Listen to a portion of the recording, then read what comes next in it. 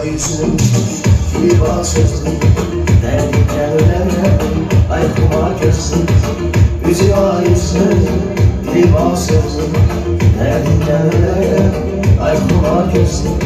Sen həzinlənmə, sen sevdiğin şeirim, her sözünden an, her dərin fikrim. Sen nazım yarım, derdim okşarım, en şokum günahım, bugünüm sabahım. Ölümüze varsa, benim eşkimde, eşkimde yarsam, benim eşkimde.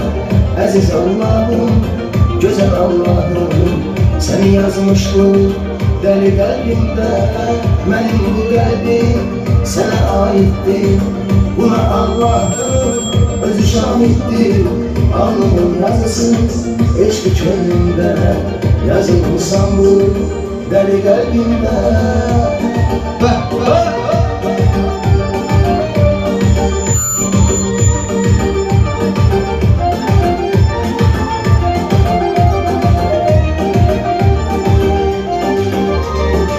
Şirin arzumsan, mazlumsan, hayatla gülüm, mene lazımsan.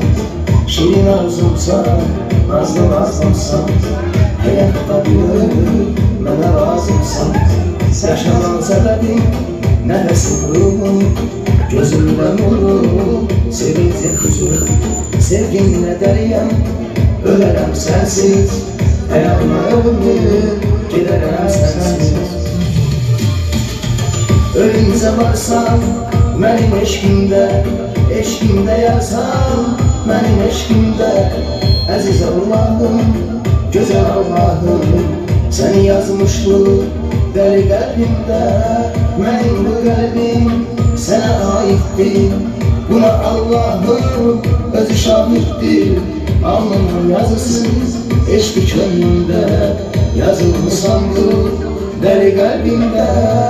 Ölümse varsa benim eşkimde, eşkimde yarsam benim eşkimde. Aziz Allah'ım, güzel Allah'ım, seni yazmış bunu deli kalbimde. Benim bu kalbim sana aitti, buna Allah'ım özü şahittir. Alnımın yazısı eşki gönlümde, yazılmışsam bu deli kalbimde.